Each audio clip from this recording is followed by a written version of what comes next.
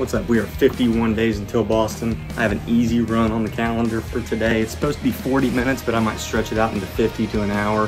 As long as I'm keeping the pace easy, no big deal. But we are going to be discussing the Book of Boba Fett. So stay tuned.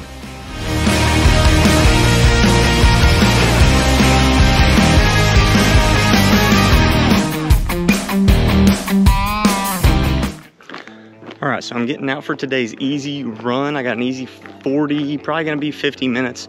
My legs are still a little stiff from my pace work yesterday, but that's okay. We're gonna be taking it super easy, and we're gonna be discussing the Book of Boba Fett, the Disney Plus series that dropped over the winter and finished up a few weeks ago. The wife and I waited until it was done and then shotgunned the whole thing all the way through. So I've got a pretty fresh memory. So yeah, we're gonna get going and I'll do a quick recap and share my thoughts. So the Book of Boba Fett was teased at the end of season 2 of The Mandalorian, where Boba Fett, the live action Boba Fett, was reintroduced into the Star Wars universe during the second season of The Mandalorian. So, and he was played by Temuera Morrison, who played Jango Fett in Star Wars Episode 2, Attack of the Clones. In case you didn't know, Boba Fett is a clone of his father, Jango Fett.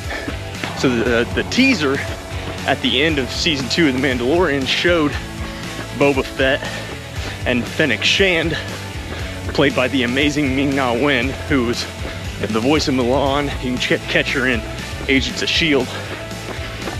They took over Jabba the Hutt's palace, and that's where the Book of Boba Fett picks up, right where that left off. You see Boba and Fennec in the palace taking tributes from other people around Tatooine.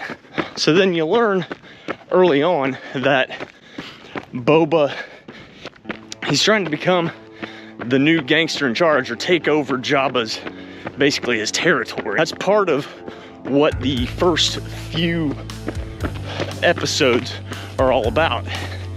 The other part is, of course, answering the question on everybody's mind, which is, what has Boba been doing since the events of Return of the Jedi, where of course he got swallowed up by the Sarlacc pit. So how did he escape from the Sarlacc pit?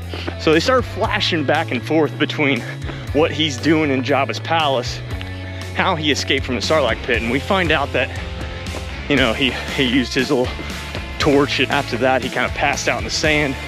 His armor was taken by the Jabbas, and then he was picked up by the Sand People, who treated him as a prisoner at first, but then, you know, to make a long story short, he becomes one of their little tribe. So those are the two things that the show's flashing back and forth. And to be honest, didn't feel like that jived well. Like, you know, a lot of times when people are flashing back and forth like that, like in the show Arrow, it tends to have something to do, a direct correlation with what's going on in the present with what happened in the past. And I didn't get that feeling as much with this. I didn't feel like what was going on in the past really correlated with what Boba and Fennec were dealing with in the present. So I just feel like it could have been like one full episode of, like the first episode could have just been a flashback of how he escaped from the Sarlacc pit and how he was with the Sand People, and then they could have gone right into, you know, how he met up with Fennec, and then what's going on now. Jumped past all the stuff that happened in The Mandalorian. So yeah, that's how the first half of the season really goes, is flashing back and forth between, you know, what's going on in Mos Espa and the past. And the only thing that really directly correlates, at least in my opinion, was his involvement with the Pikes. So he ends up getting into it with the Pikes in the present over the spice trade and territory. And what he would come to find out later is that the Pikes orchestrated the slaughter of the Sand People tribe that he was taken in by in the past. So that part actually relates to each other.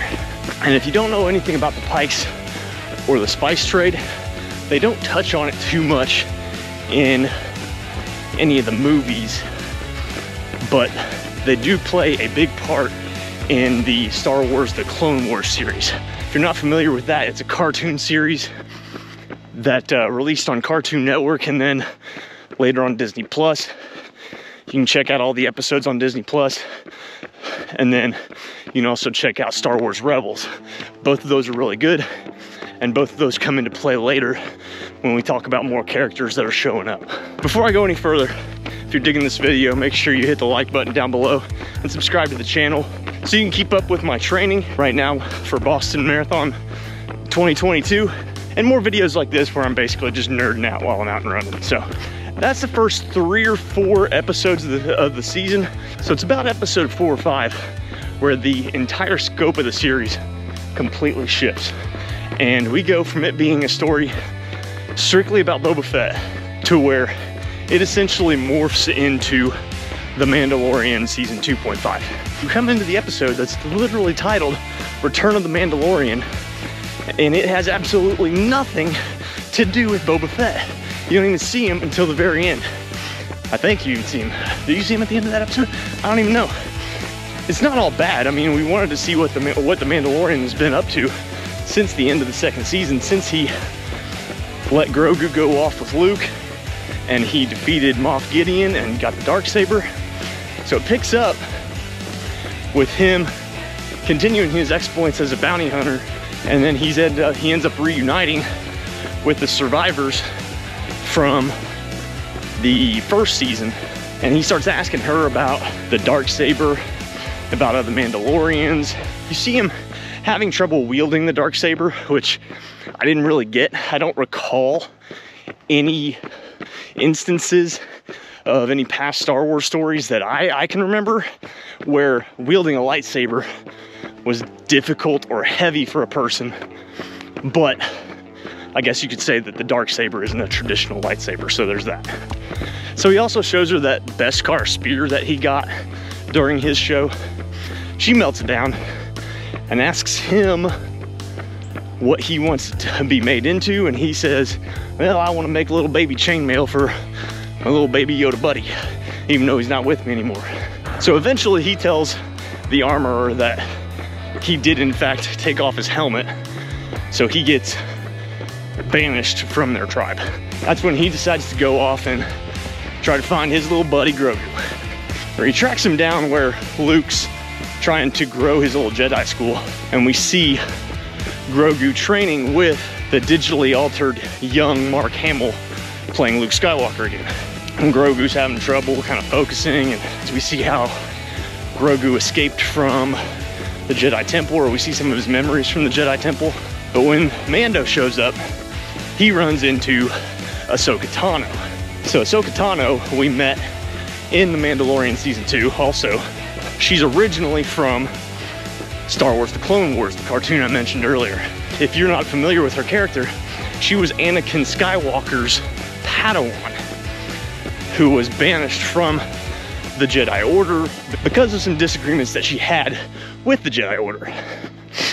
She shows up again in Star Wars Rebels, and like I said, you should definitely check that one out too. Essentially, she's a really cool character, so if you can check out her history, definitely do that. Plus, she's got her own show coming out on Disney Plus, where she will continue to be played by Rosario Dawson. All right, so when Din Djarin shows up on Tatooine, the first thing he does is meet up with that mechanic that he met during his last stay at Mos Eisley, and she gets him a new ship. And when we see that ship, it's one of the starfighters from the prequel era, the episode 1, 2, and 3 era. And in fact, it looks like the same starfighter that Anakin flew in Revenge of the Sith. They don't actually say that, but I think that's what they're trying to make you think. So they put that thing back together, they restore it, then he flies off to meet up with Fennec and Boba finally, and they basically tell him, they're like, yeah, we could use all the help we can get. And he says, well, I might be able to recruit some more people. So that's when he goes to the other town that he visited at the beginning of season 2, and he finds out that town goes by the name of Freetown now. He goes and talks to Cobb Vanth, which is Timothy Oliphant's character, who had Boba's armor at the beginning of the 2nd season and then gave it to the Mandalorian. And Cobb Vanth basically tells him, he's like, hey man, we're Freetown now. We try to worry about our own. And Mandalorian's all like, well, if you don't help Boba stop the Pikes in the spice trade, it's just gonna end up coming your way. You're gonna end up dealing with that sooner or later, so you might as well deal with it now. Eventually, Cobb Vanth comes around, says, all right, yeah, we'll be there. We'll help you guys out. But right after the Mandalorian leaves, we see this mysterious, shadowy figure come strolling up into town. Okay, so to the keen eye and the Star Wars The Clone Wars fan, we all recognize this person as Cad Bane, the notorious bounty hunter slash assassin from the Clone Wars cartoons, who used to run with a very young Boba Fett. So Cad Bane and Cobb Vanth have this Old West style duel showdown in the desert streets of Freetown, where Cad Bane shoots and presumably kills Cobb Vanth and tells all the people of Freetown to stay out of the fight. So we end up confirming that Cad Bane is actually working for the Pikes, and he then shows up as kind of the first person at the Battle of Mos Espa. They do a real quick reunion, and Cad Bane basically tells Boba, like, hey, you're screwed. We're gonna beat you down, so just get out of the way and let us run the spice trade. And Boba's like, nah, I don't think so. Fennec Shan's all like, screw this, and runs off. The battle serves as, you know, some more final fan service for the show. We do see Grogu meet back up with the Mandalorian finally. Not really helping a whole lot. The Mandalorian's mostly trying to protect him throughout the majority of the battle. But then after Boba rides his pet Rancor in and wrecks all the massive giant droids that the Pikes sent in, he gets off of him and runs off and basically lets the Rancor kind of go wild. The Mandalorian's left to kind of handle the Rancor at this point, and the Rancor's beating the crap out of Din Djarin until finally, you know, Baby Yoda goes over there and does this little Jedi mind trick and puts the Rancor to sleep, and then falls asleep himself right next to the Rancor. So then in the end, we see that Fennec ran off to hunt down the Pikes, use her assassin skills to kill all the Pikes and all the people that was working with the Pikes, and she just assassinates them all and takes them all out. Which kind of makes you wonder, like, if she would have just told him that that's what she was gonna do, I feel like the whole battle could have been avoided altogether. But I don't know, whatever. So that kind of leads up and brings us to the end of the show. And I'm almost done with my run now, so I'll go over some final thoughts back in the basement. We'll see you there. Okay, so we're actually a full day later than that run yesterday. That's why I'm clean shaven and I got a haircut.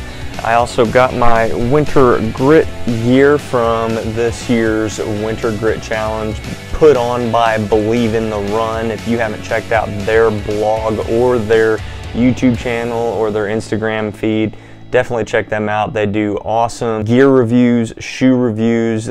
Robbie and Thomas, they are hilarious. You should definitely check them out. I'm having a cup of coffee with my little cartoon Darth Vader coffee mug here. So anyway, back to the Book of Boba Fett. So my final thoughts, overall, I didn't think the series was bad, but a lot of that had to do with the fact that they had to bring in the Mandalorian and Baby Yoda. And they did that halfway through the season, so that tells you that Disney and Lucasfilm knew they didn't have a full Boba Fett story on their hands, so they had planned to go ahead and bring in Din Djarin and Grogu before the show had even aired. Or that tells you that, you know, Jon Favreau knew that he didn't have a complete story there. He didn't have enough for 7 episodes of Boba Fett. So I just don't really get that. Like I said, it actually kind of falls in as The Mandalorian Season 2.5. I feel like if they just wanted to do a Boba Fett story, this could have been like a Disney Plus movie or something like that, like a 2-hour movie. They really could have fit all the Boba Fett stuff into a movie.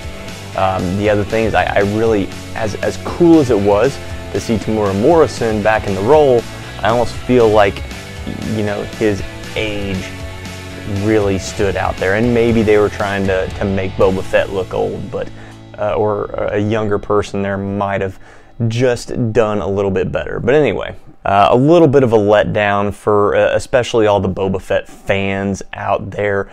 I was never really one of those, but I was really looking forward to the series after the teaser from The Mandalorian. So, but we move on. We've still got a lot of Star Wars stuff coming down the pipeline with Disney Plus, just like they're coming out with a lot of Marvel stuff.